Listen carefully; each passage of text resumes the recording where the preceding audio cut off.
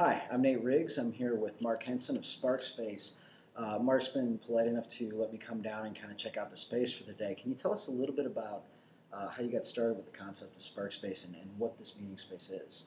Yeah, absolutely. You know, I've almost changed a little bit of the way that I talk about it lately because somebody mentioned to me recently that this is a meeting space for people that hate meetings, and I was like, can I borrow that? That's such a great line.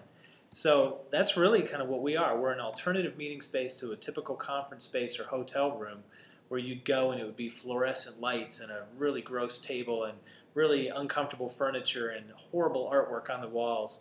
And we've kind of taken the idea of really kind of a combination of a coffee shop, a day spa, and the coolest boutique hotel that you can imagine, and put it into a meeting center concept. We've been around for about 10 years now. We're in our 10th year of business right now, and we're still building and still growing, and everything's been a great first 10 years. We're looking forward to a lot more.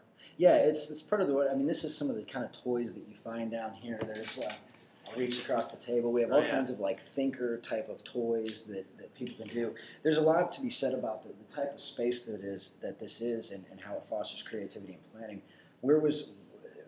Where did you come up with some of the ideas for the design?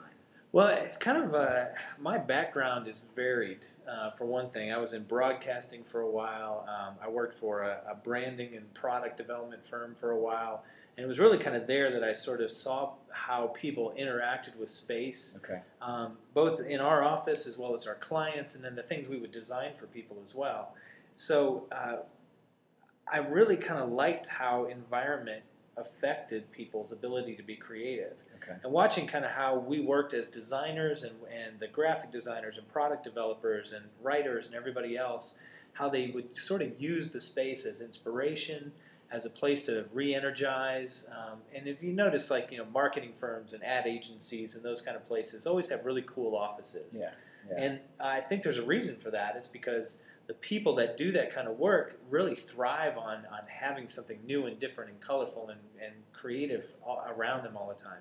So I kind of got the idea to do this just from being in that environment and realizing that not everybody gets to work in that kind of environment every day. In fact, we would have our clients come into our office and say, wow, I wish I could work in a place like this.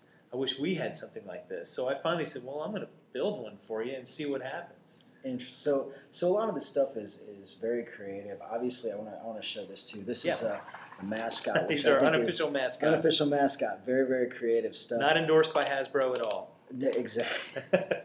So what's the story behind these guys? Because this is one of many of these potato heads that are around the office. Yeah, actually, Mr. Potato Head is he's our unofficial mascot, and he sort of became that because we have lots of toys, we have lots of games, and he sort of stood out from the very beginning because he reminds us of childhood, for one thing, which is when our imaginations just ran free and no one squashed them until we got into school, right?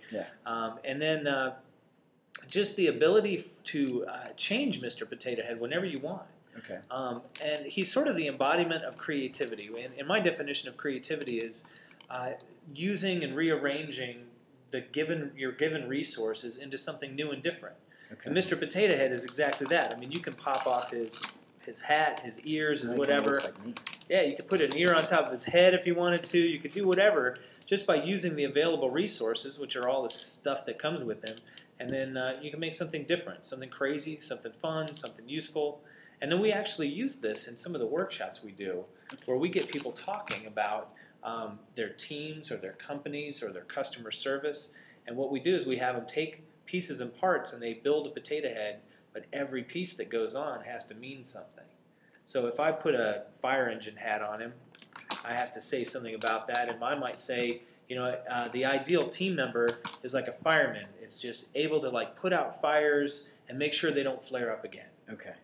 Or he's got big strong arms because he's got to be able to have a helping hand when we need one. So kind of in taking what they're looking for in terms of an associate or their teams and embodying that into this Mr. Potato Head. I mean, it's a crazy, silly activity, and when we first do that with people, they look at us like we're nuts.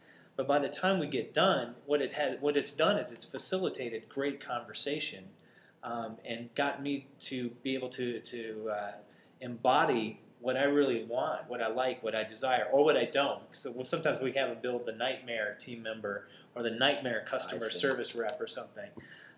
So we've got a couple hundred of these things around the space, and they're all different, they're all fun, and people can just pick up and play with them anytime they want. Well, this is very cool. I want to thank you for letting me come down here Sure. and check out the space. Everybody, this is Sparkspace, Mark Henson, Mr. Potato Head. Please come in and check out the space because this is very, very cool.